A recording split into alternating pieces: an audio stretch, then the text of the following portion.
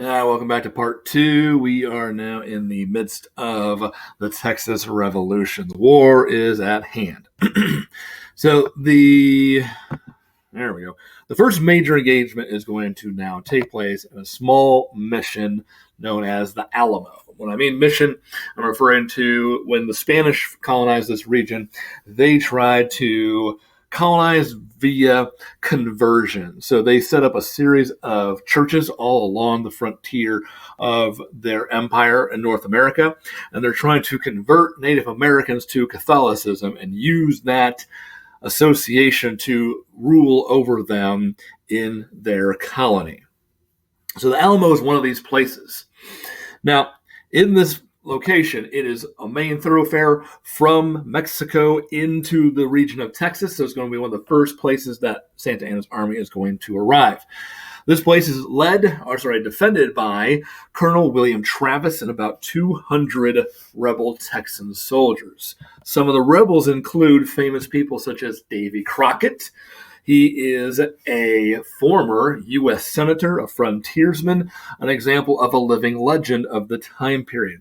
In the assignment, I have a clip from the movie The Alamo, where Billy Bob Thornton is playing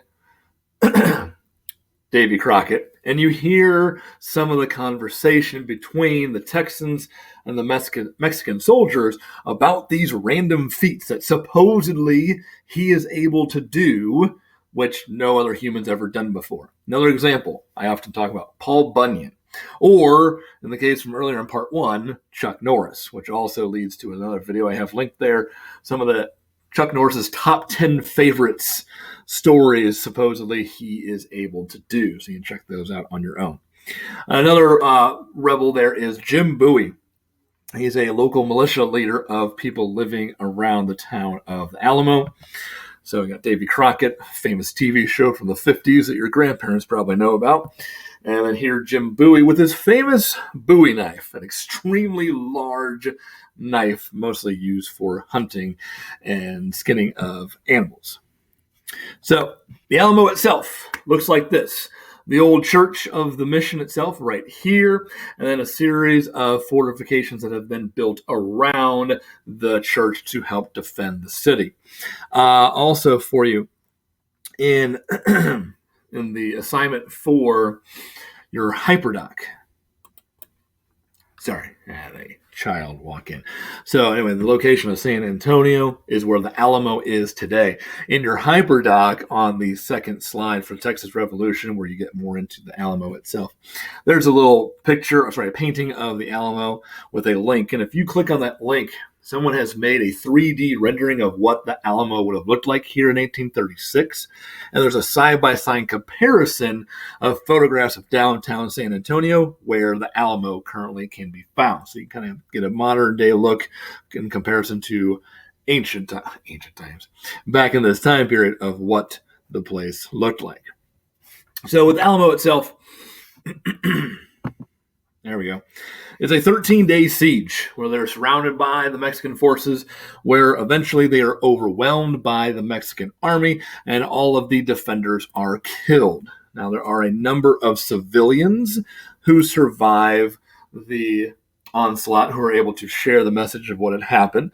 The Mexican army then travels further inland to Goliad, where Santa Anna defeats another rebel army and slaughters 350 people that surrendered and became the Mexican army's prisoners. So this then leads to this battle cry of "Remember the Alamo." There's also one for remember Goliad, but the Alamo seems to be the one that is remembered today because of the sacrifice of these people, of the soldiers at the Alamo and then later Goliad, so that other people could be prepared to defend themselves, wanting to fight for their homeland because they had friends and relatives that died at these places, really helping bring the Texans together.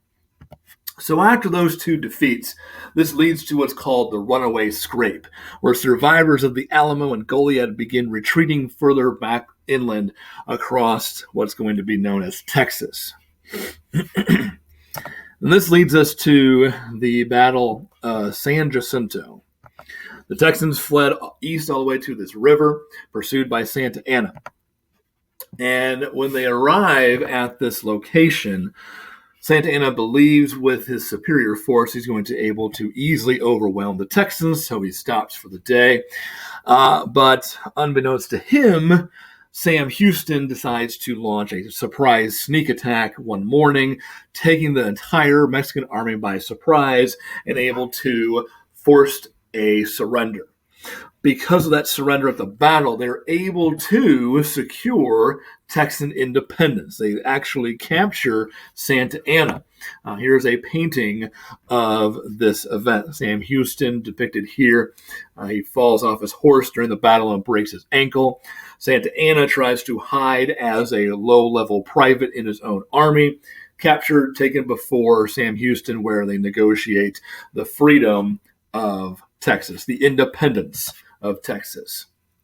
So then this leads to Samuel Houston being elected their first president, also the capital city of Houston, Texas, named after him. Other countries begin to recognize the independence of Texas, but since they're not officially accepted by the United States, annexed is the word I meant to say, annexed into the United States, they're kind of left for themselves to defend against onslaughts from Mexico. And this is where the Texas Rangers come into play. This was a group of border patrol trying to protect their frontier from incoming attacks from Mexico, trying to reclaim their territory. So maybe you heard of the TV show Walker, Texas Ranger, again played by Chuck Norris, or the Texas Rangers baseball team in honor of these individuals.